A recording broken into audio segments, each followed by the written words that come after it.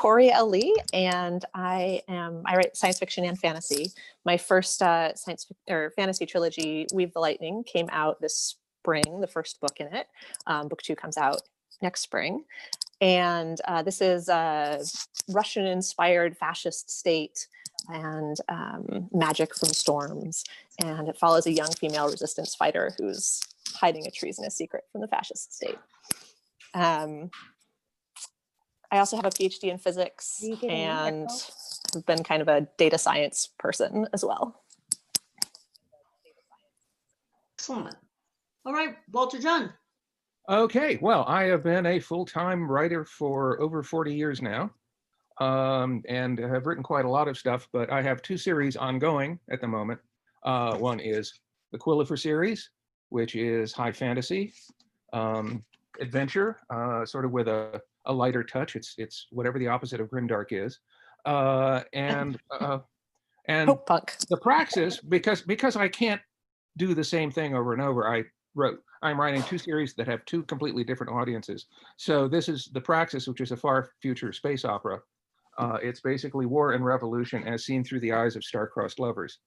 That was a series that was abandoned by the publisher and then resurrected later on, which we can go into as something that can happen to you. Yes, that's definitely true, because our panel description says something about like what happens if you get kicked, but that's no longer relevant. Julie? Yeah, I might be a little bit different from some of the, in that I do a book series, which is really anthologies. And so we've been doing this for about 8 years. We're called Third Flatiron. Excellent.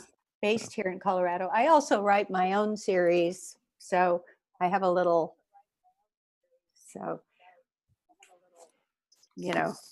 interest in how to do better marketing. Yeah.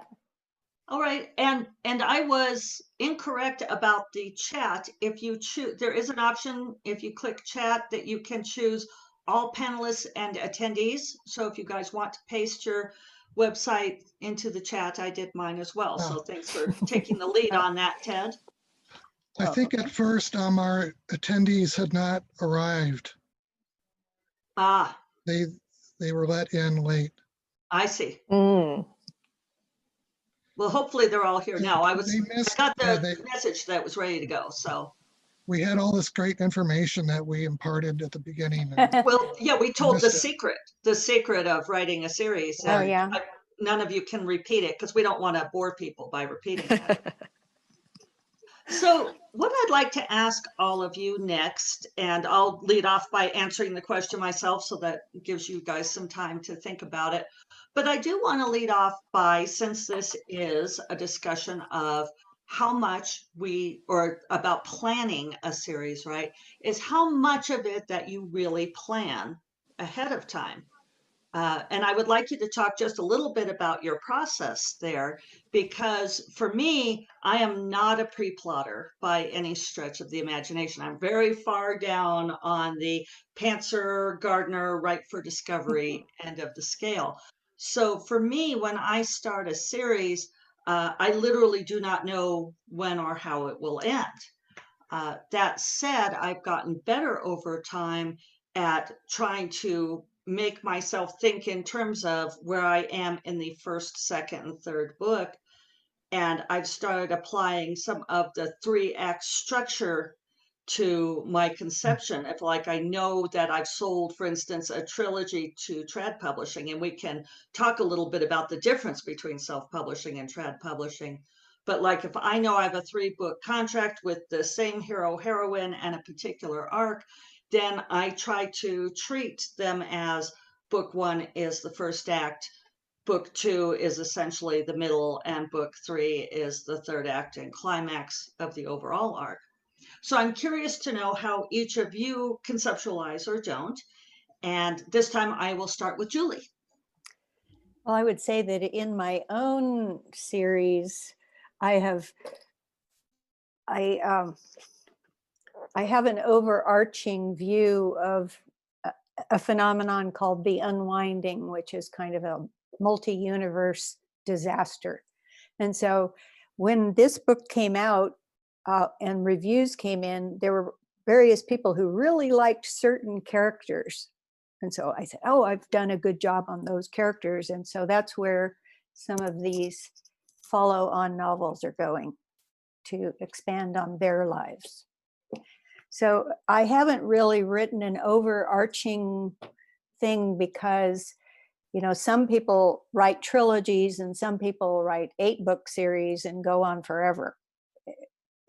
You know, like I'm thinking Brian Sanderson, he's managing thousands of characters on a giant whiteboard or spreadsheet. So for me, it's more, can we tell a full story for each of the books? Each of the books has to have a beginning, middle, and end. And Cool. that's the pre-planning that I do. Okay, what about you, Walter? Well, I'm very much a planner. I'm an architect. You're the opposite of me. Yeah. But I mean, it starts with an idea that's too big for a single volume, right? And it turns out that I was doing a number of those back in the 90s without and trying to put them in a single volume, and it didn't work. So I thought I should deliberately plan series. But I sculpt out the plots well in advance.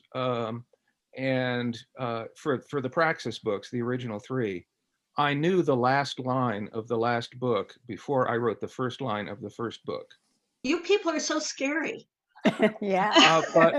But that doesn't mean that I'm not open to serendipity. You know, if I'm coming along and I realize, oh, if I do this, this will make a really wonderful character moment, then, you know, I don't rigidly adhere to these outlines once I've created them. I allow myself creativity within that format.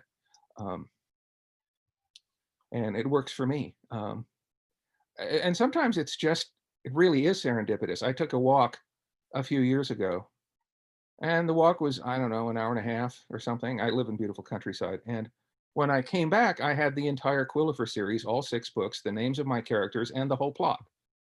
Nice. And I did it all in 90. Now, that's never happened before or since. Sorry, Bottle that air. Yeah. All right, Corey. I'm somewhat in the middle. I used to be very much more of a gardener type and have been working on becoming more of an architect, partly because I'm sort of like Walter in that my ideas tend to be larger than fit comfortably in a single book. And so I've been working on planning those out a little bit more. And the Weave the Lightning series, this was, I sort of had the main idea for the first book and then kind of waypoints for the future books. And when we were going out and shopping it, kind of wrote up a 1-page synopsis of what happens in book 2, what happens in book 3 to kind of, you know, show that I knew what was going on. And I find that exercise tends to be very helpful for me. And so that's the sort of thing that I am going forward doing more and more of this sort of writing a synopsis of future books to kind of give myself a sense of like, do I have this shaped right? And the project that I'm working on next, beyond the Borshkanya series, is far future science fiction. And there, the idea is very much, oh, thank you for telling me that. I will change that zipper I was location. subtly chatting her, but now she has me. The next series that I'm working on is one of these things that I was like, oh, this idea is so cool. It's going to be such a great book. And I like started plotting it out and I was like, whoa, this is an enormous book. And so have worked on ways to figure out how to break that into book-sized pieces that will all be satisfying. And so I have a lot of thoughts on that process because it's something that is definitely something that I have had to learn and had to work on to get better at. All right, and Ted.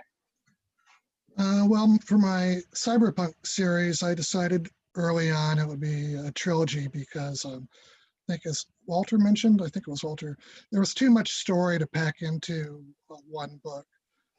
Obviously, it's easier to write standalone books and maybe do a sequel later. So that's what I normally try to do. But in this case, I decided, well, I'm going to go ahead and do it. So I'm a quasi-plotter. So I did, so knowing it was going to be a trilogy, I created an overall story arc and then overall character arcs.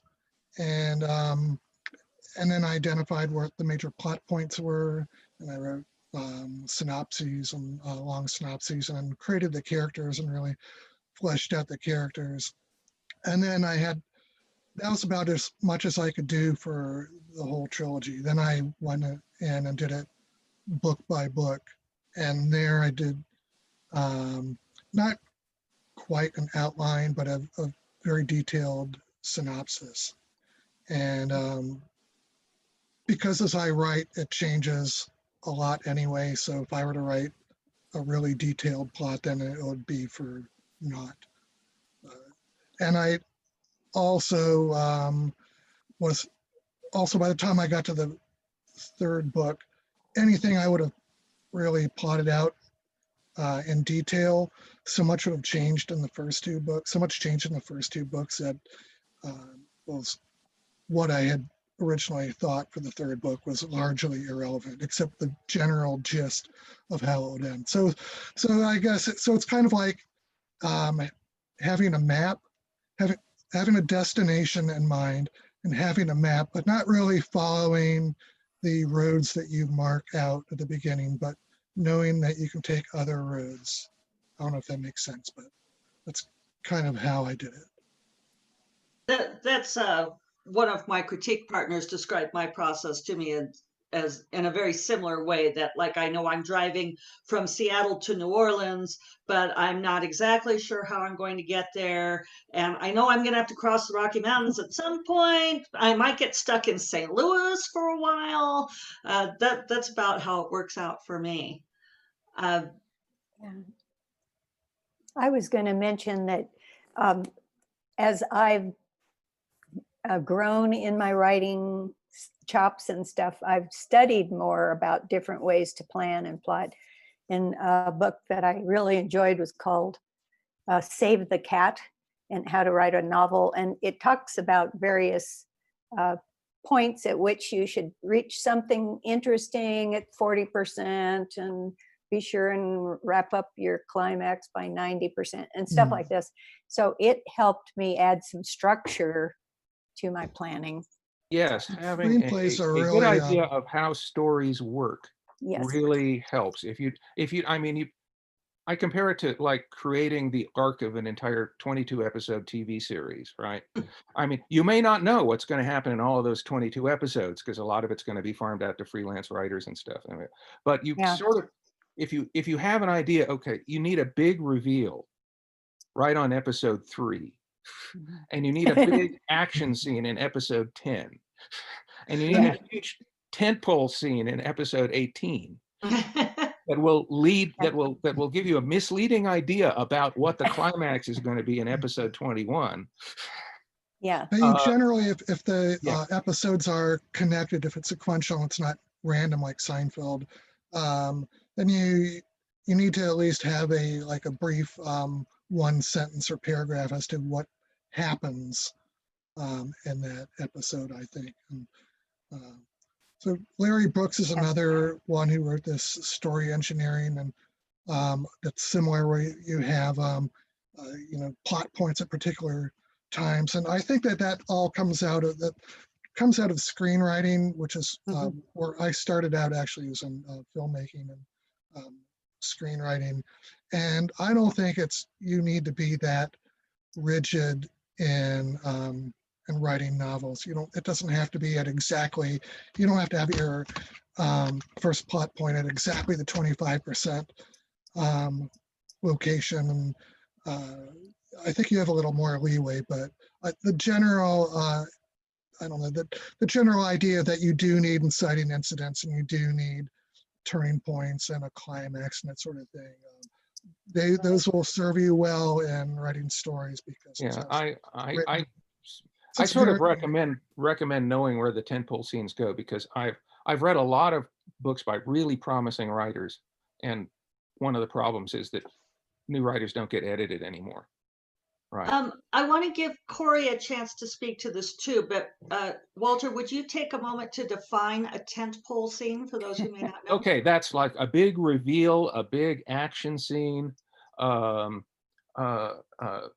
just a big important scene where something Something that's changes a in big your part story. of the structure that's holding Yeah. up the arc, right?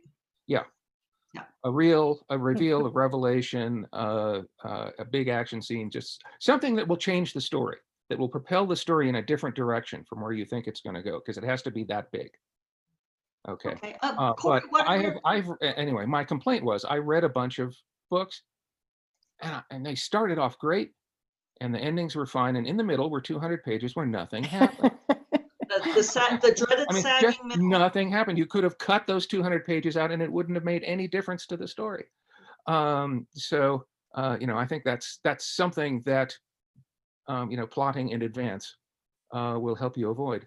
I also think that's especially relevant for series, because there's a lot of series where the first book is very interesting and engaging, and then the second book sort of is, you can tell they're kind of not sure where it's going, or they have this big plan for book 3, and they're kind of holding back some cool stuff, right, to be able to have it in book 3, and then book 2 ends up being sort of just wishy-washy, and then if it's too wishy-washy, right, you lose your reader at that point, right? They're there for book 1. They're like, yeah, okay, book 2. Oh, maybe I don't need to pick up book 3. And I think, it sort of doesn't matter at that point how good your book 3 is, because you've already lost your reader. And so thinking about, I think, to sort of Walter's point of thinking about story structure, thinking about it for your book, but also thinking about that for your series can be really useful. Although to some extent, it depends on what type of series you're writing. There are many different types of series, and I think that would be an interesting thing for us to discuss as a panel. Right, I agree with that. That every one of your books needs to be compelling, and it needs to be part of the overall structure. But if any of your books are wishy-washy, then that's it for the trilogy. Yeah. And it may be it for you as a writer, as far as that reader goes. You are not allowed to tell the reader, wait, it gets better. You can. That You will can not be say received that. well. More readers' You're not going time to is be able to. treat it that way. So an iconic example of this that a lot of people cite is the Two Towers syndrome in the Lord of the Rings trilogy, which of course was originally intended as one book that was then split into 3.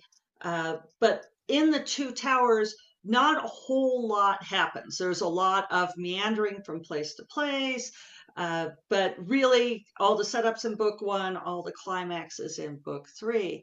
So Corey mentioned not saving, and you can tell me if you disagree with me on this, because I know people don't always agree on that. Melinda Snodgrass loves book 2. Yeah, I do. But Corey touched on the idea of saving something for book 3. The Two Towers syndrome could be an example of the sagging middle.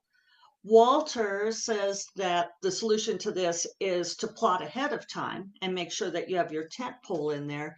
Walter, do you have anything to add to that? No, I think the Two Towers is a little long for the story that it's telling. We don't need quite so much of the geography of Middle Earth as they, as Frodo and Sam cross every escarpment between the Falls and Mordor. But you see, that's another panel that I'm on later, which is the world as character. And so what's happening, and particularly in high fantasy, the world becomes a character that is gradually revealed to the reader as it goes on. So that was Tolkien's way of doing that. But yeah, I mean, there needs to be what you don't want to have happen is that, the 200 pages in which nothing happens in the center of your novel becomes 450 pages in the middle of your trilogy. There's a whole volume in which people just discuss what happened in the last book and what might happen in the next book. But other than that, they're just trudging from place to place. Yeah, Um, but Well, and it, sometimes they also call these try-fail cycles and things like Mm, that. So that something is happening. But well, so I think there's a really important distinction here that Yeah. we can discuss, which is something happening that changes. So in my opinion, at least, to have a satisfying book, whether it's a first book or a second book or an nth book, you need to have characters and relationships that change and grow. So Right. they are not at the same place between each other and inside themselves from the beginning to the end of the story. You also need an external situation that changes in a significant way, ideally because of what the characters have done, not just something kind of happening around them. And you want to have, for speculative fiction, I think at least, some new elements of the world that, kind of to Walter's point, are being revealed or discovered across that book. And I think that is a place where it's very easy to be like, okay, I kind of have this idea of a series. I've worked on the first book really well, and it's got like a pretty good structure. And I have this idea for like this big climactic thing that's going to happen at the end in book 3 or whatever kind of your end vision of the series is.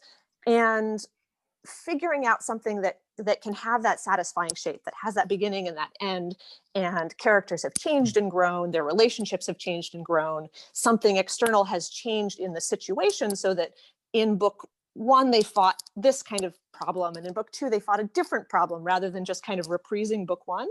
So like having all of those things be different in each of the books and be changing and growing, like that's where I feel like a lot of series go wrong, in that you maybe have that sort of try-fail, but there's sort of try-fail, fail, nothing changed.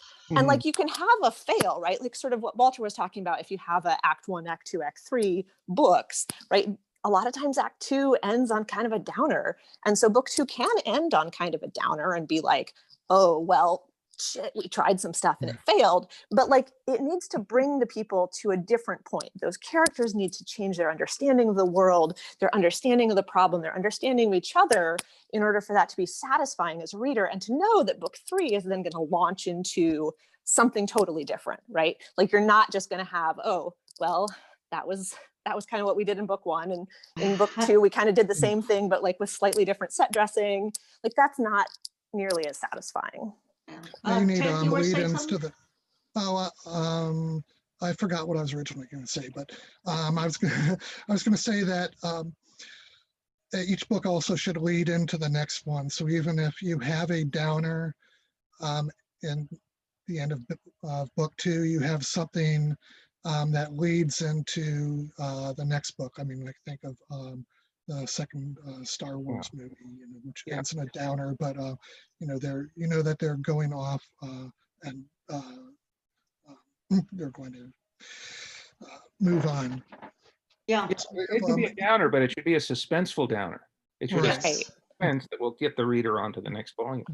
And you care Because enough they're about always- those characters to want to follow them into figuring out how they can get out of this terrible situation, whatever. And each And one there of the should be books a should hint have. of moving on to the next series, to the next book, that there's a part of that planning a series involves having a sense that there's more, that Right. that there's an impetus, a momentum to the story. Sorry, Ted. Yeah, so we have 2 levels basically. You've got the series level. So I have had, for my trilogy, I had an overall arc, plot arc, and overall character arcs, and then within each book also has a plot arc and then character arcs, and then the character arcs may go up the first book, and then maybe down the second book, and then maybe up the third book, or maybe the plot goes up and down, and they all go different directions. And the idea is to make each of the books compelling in their own unique way, so that they're different, but that they all blend together to tell one story. And when you get to the end, you're like, oh yeah. And then the biggest challenge, of course, is that I think as you go forward in your series, each subsequent book should somehow top or be different enough from the prior book that the reader wants to keep reading, that they're going to think, wow, the next book is going to be even better. And that's, I often don't find that when I read other people's series. And so, so that was a challenge. I tried my best to do that.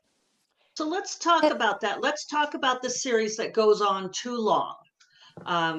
Have any of you had a series that went longer than you thought that it would when you started out? Or can you talk about what you think goes wrong in a series that maybe did go on too long? And I'll start with Julie. So far, I don't quite have that experience. I tend to be more of a quitter after I think I've reached some sort of high point. So I kind of bring it all to, like, I have 3 what I would call duologies so far. And basically I feel it's all wrapped up in 2 books. So What about you? Oh, go ahead. I want to try a trilogy, but I haven't had that idea yet. What about you, Walter? Well, I don't think any of my series have gone on too long. Because yours are perfect. Yeah. Right. Well, yeah. I have read, there's a Swedish mystery writer named Henning Mankell, who has a very lengthy series with a Swedish detective. And his has gone on so long that he's forgotten a lot of the details that he established earlier in the series, right? And so he has his character, you know, for instance, forgetting that his daughter has been kidnapped. Oh no. Yeah. Yeah. And she gets kidnapped again, and he's going, oh, I don't know, you know, and wait, no, this has already happened. There are a lot of You're- detective in another series book, that are but- very long. Yeah. Like May Gray. My series tend to have really complex plots and lots of characters, and I'm afraid that I may be reaching that point. You know, Where you're forgetting. when I write a new volume, I try and reread all of the earlier ones, just so that I don't forget anything. It's kind of the syndrome of the long-running TV show where, you know, like in later seasons, they're sort of coming up with new plot twists, desperately trying to keep it going, and they start having the characters act out of character. Right.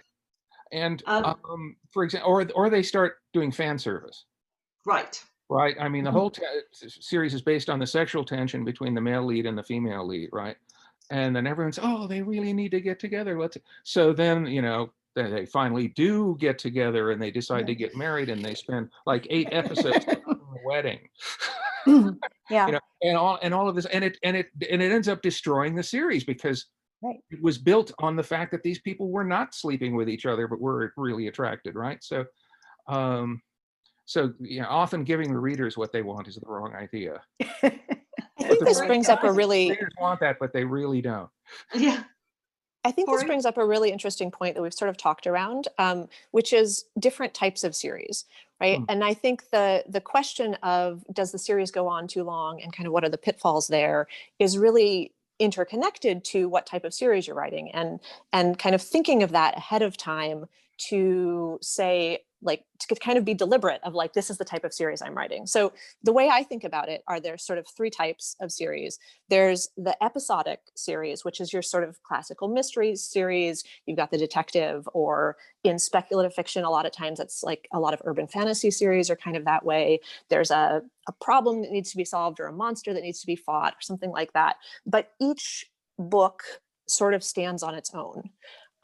There's probably some character growth across the series, but there's not like, it's not like you're really digging into the heart and soul of that character and turning them inside out and like ripping out their heart so that you can put in a new one in each book, right? So it's the sort of external plot is foremost, and you're often trying to solve a problem or investigate something, and those episodes are episodic. So you can, when you're thinking about that series, like, you don't have to work as hard of like making sure that you have that character arc that kind of can span across multiple books and that sort of thing. It has other challenges, certainly. So that's the episodic. There's, I think of another type of basically interrelated one-offs. So a series that I recently read that was fabulous is K.A. Door's Perfect Assassin series, Chronicles of Gadid. And each of those follows a separate character. They're all in the same world. They're all dealing with kind of related problems, and you get a little bit of cameos of the other characters in it. But it's not trying to be a big overarching story. And so each of those books is a very nice self-contained story in and of its own. Nora Jemison's 100,000 Kingdoms series is another good example of that. Each of those books follows a different main character and is satisfying on its own. If you read the whole series, you get a little bit of bonus because you've got like the world kind of changing under the whole thing. Or That I'm type going to of- ask you to that wrap way. this up, Corey, so we can Okay. keep going. and then there's the sort of larger story series that we've been talking about a little bit more, where you do have a bigger plot and you're trying to fit all the pieces and kind of tell a bigger story across multiple books. And so depending on, I think, which type of series you're planning, the sort of what going on too long looks like, what kind of losing your threads looks like is different. Okay, Ted. I think I would have a hard time writing a really long, never-ending series because I really like to dive into characters and see what makes them tick and test them and have them go through changes and arcs. And the longer, if you have a long series, there's only so much you can do of that, and then they get static at some point. And also I generally like to write standalone books. The reason I wrote my cyberpunk books as a trilogy was because there was just too much story to fit into one book. So I can see myself writing sequels to books, but they would be probably quite a bit different from the original book. They're in the same world and maybe the same characters, but That's what I they do. wouldn't necessarily have, it would be what happens next. And Sidequels. some new, Yeah. could be a sidequel, could be a prequel, could be a sequel, or whatever. Spin-off. Yeah, I've spin-off. done a couple of spin-off series in my same world, and that's a fun way to do it. Yeah, I'm But- thinking of but I doing don't a like book static 0. characters. A book So- 0 might be what you'd call a prequel type of. Yeah. Yeah. I know that I encountered a situation with my Sorceress Moons books where, and some of this was due to my inexperience when I started, that I thought it would be a trilogy. And by the time I got to book 3, that it turned out that there was so much more to it than it ended up being 6, because I just didn't realize how much it was going to take to tell the story. But I think I've gotten better at it over time because you learn how to plan these things out. One thing we've touched on, and soon I'm going to break to see if we have questions. So those of you listening out there, put your questions into the chat for the host and let us know if you have specific questions. But one of the things that we've touched on is the idea of saving something for the last book. And a piece of advice I got early on was, don't withhold your silver bullet, don't save your silver bullet because it'll be like you think it's going to be so wonderful that it's got to be in the last book, because you will always have more ideas. And when I did this Forgotten Empires trilogy, in the second book, I really thought that I had something that I wanted to save for the third book. And I thought, no, don't save your silver bullet. And I put it in that second book, and it's gone over really well. And then third book ended up falling very neatly into place, and it worked out great. So I'm wondering if any of you have had that experience. Let's start with Corey this time. I think it's a great point. I think it's definitely it's advice that I give as well. I've seen a lot of books where that, like we were talking about before, that second book problem, and I think one of the ways that it has manifested for me is sort of having. Let's see, I'm trying to think of how to frame this. So for the Weave the Lightning series, the second book in it I had originally planned kind of, there's some resistance against the fascist state stuff happening. And there's a tendency sometimes to be like, okay, there's like the big bad has this bad thing going on and we want to stop them. But I've discovered that characters acting to stop the big bad can be a not very compelling through line for readers, right? Because if the characters are actively trying to prevent something from happening, you're having success look like nothing changed.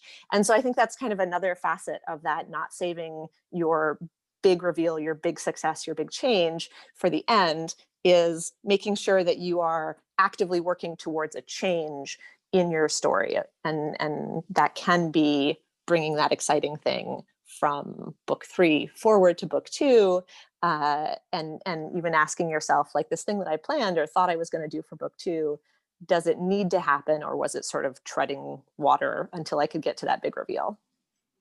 Walter, you ever move one of your tent poles? Well, I see, if it's not the final volume, you can by all means fire your silver bullet, but your silver bullet should not do what you expect it to do. Ah, All right, because that creates the suspense for the next volume. You know, you fire your silver bullet, you kill whoever it is that you were shooting at, but then the bullet just keeps going. Or the Or bullet it makes it worse. Yeah. Or it explodes and kills all your friends, or and you're worse off than when you started. So I think just I am totally with the idea of misleading the reader all the time. Yeah. The reader very devious. should know what the stakes are. The reader should know as much of the characters as you're willing to tell them, but you should just aim at continual surprise.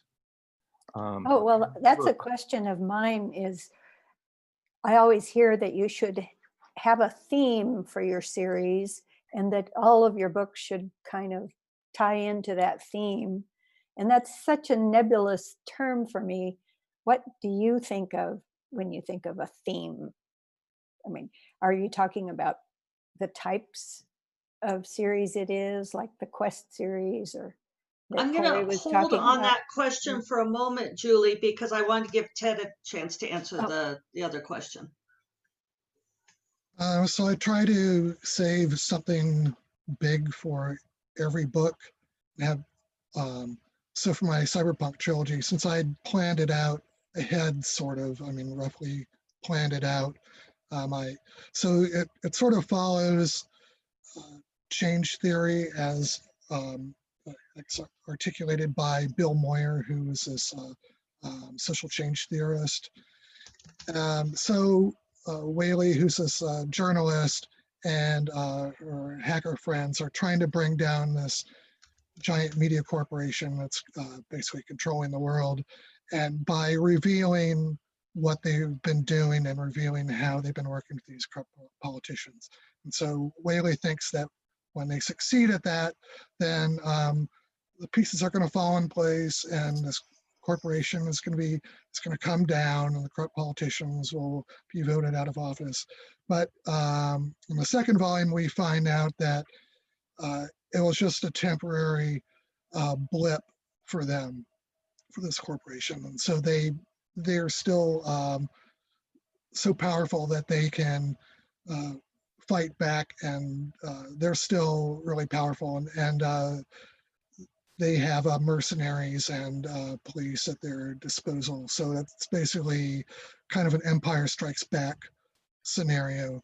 And so, and then sort of bad things happen to the characters, but it leads them into the final volume where they decide that just creating this trigger event and getting the word out isn't enough. We have to actually bring more people in and create a critical mass that will bring about this change and bring down this corporation and this corrupt president. And a lot more needs to be done than just get information out. It's a much bigger process that needs to be done. And so, yeah, so it seems like maybe in the first book that they have, they've come up with this brilliant plan that will do what they want, but it turns out it wasn't enough, and so they have to up their game each book. Okay, so I need to clarify because this is a different Zoom than I've used before. They keep changing the functionality. Audience, if you have questions, please use the Q&A function and I will see those. I am not seeing any questions yet, but I have got it open and I will watch for it. In the meantime, Walter, do you want to address Julie's question about theme? Well,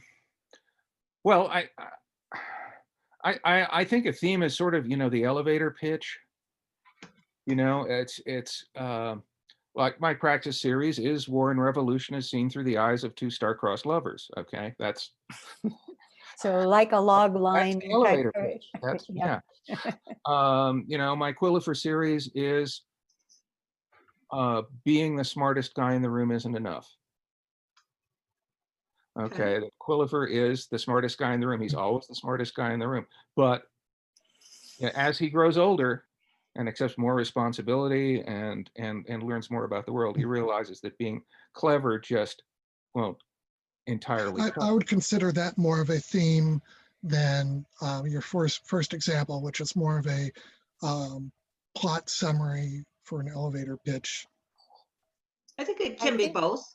Yeah, I mean, you can have both, but I think theme gets to larger questions of individuals and social organization and things that the reader might ponder after reading the book about things like that they might apply to their own life and how they see things.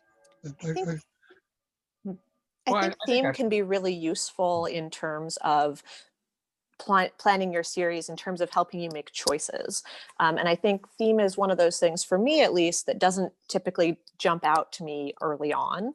It's often something that I come up with once I've written a first draft at least, and I can kind of look back and I can say, what sort of issues am I grappling with here? What are the characters dealing with? What am I kind of saying in this book? Not like a blah, blah, blah, I have a message kind of saying, but like, what are the issues that are being dealt with here? And once you kind of extract that and you can say, okay, this book is sort of about this issue, then you can think about like, am I going to, like, is that an issue that I'm dealing with in the other books?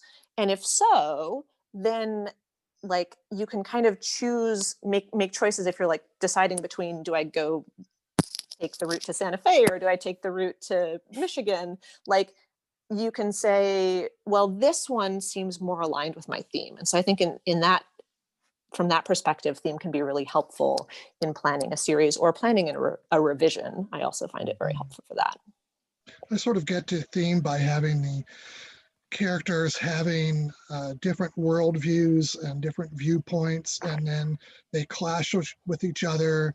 The protagonist clashes with the antagonist, the protagonist and their sidekicks clash with each other, everyone clashes, and messy stuff comes out, and somewhere in that messy stuff, maybe there's some theme.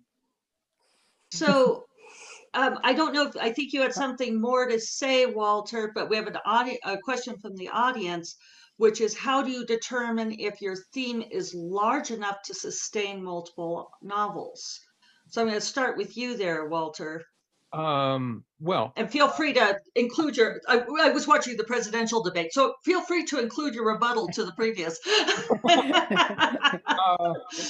I think theme is just kind of an overarching guide. I don't think it has to be too specific. I mean, it can play out in many different ways.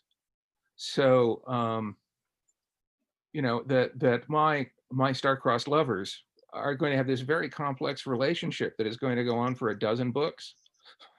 Okay, and they're going to play out every possible variation on their situation, and it will reflect and it will affect the social organization, the politics, the conflicts of this far future society that they're involved in.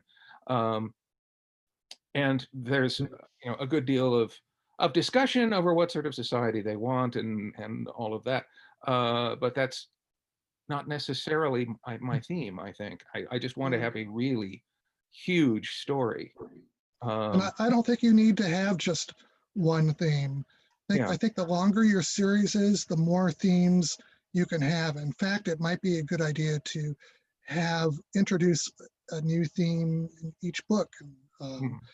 You know, have new things that you're exploring so that the book is different somehow from that. It connects with the prior books, but that it's different enough that the reader isn't bored, that it's new material.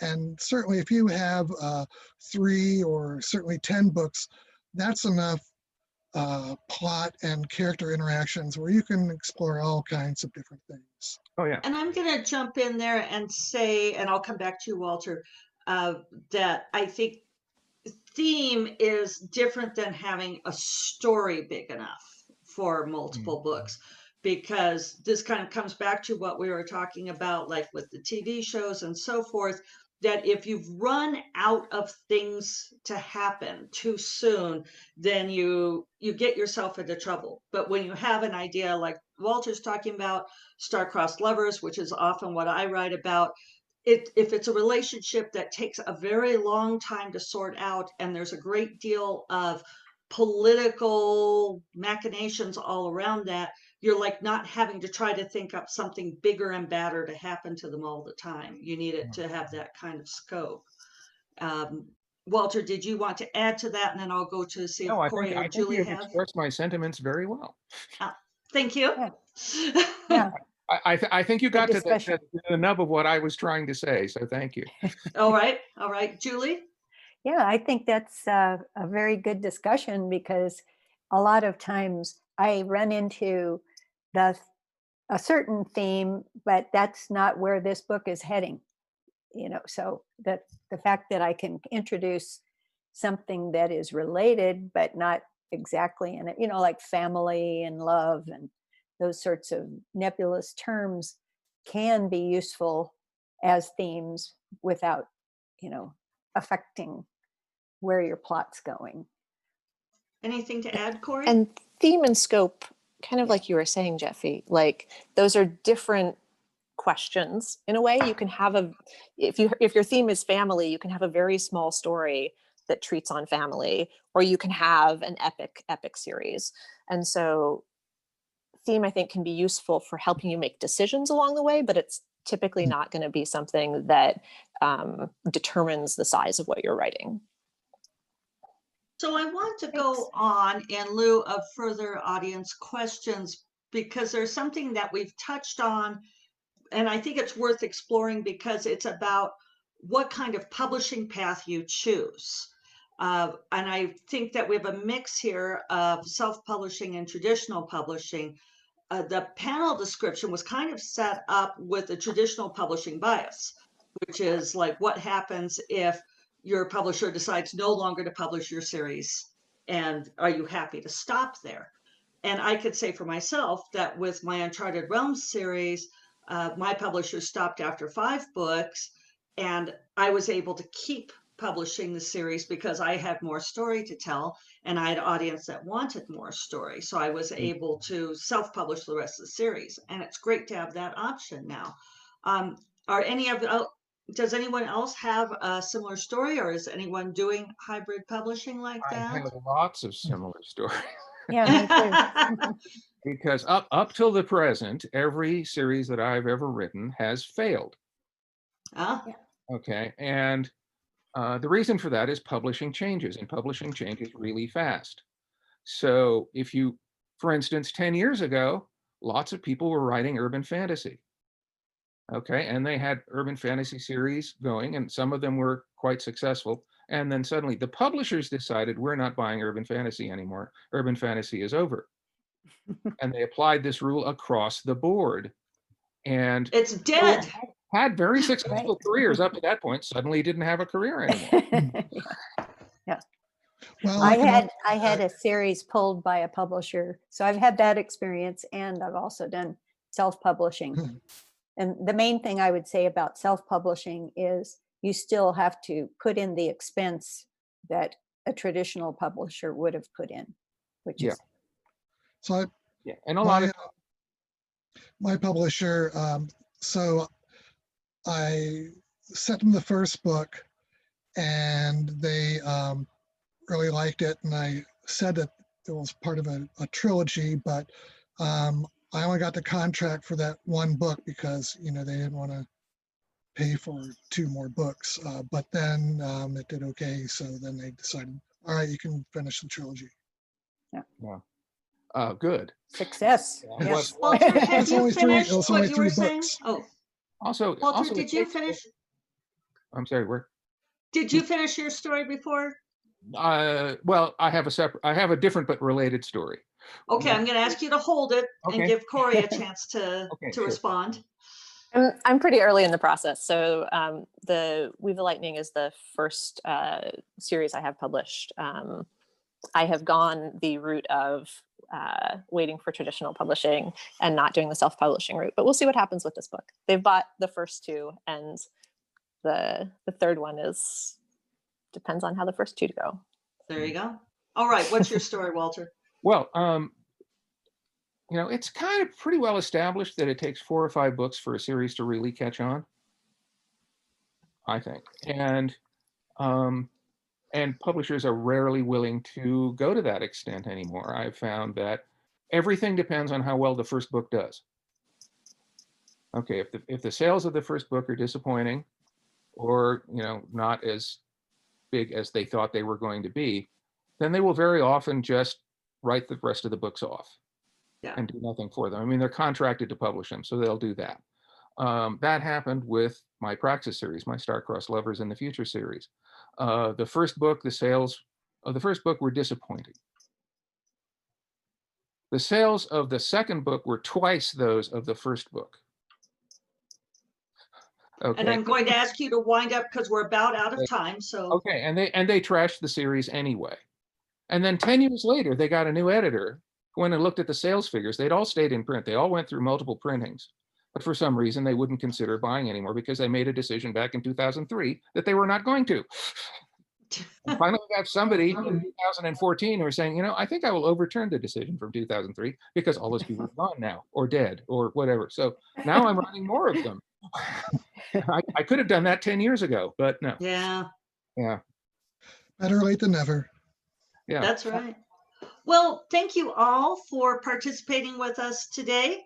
Appreciate you all being here. Audience, you can find everyone's website links in the chat.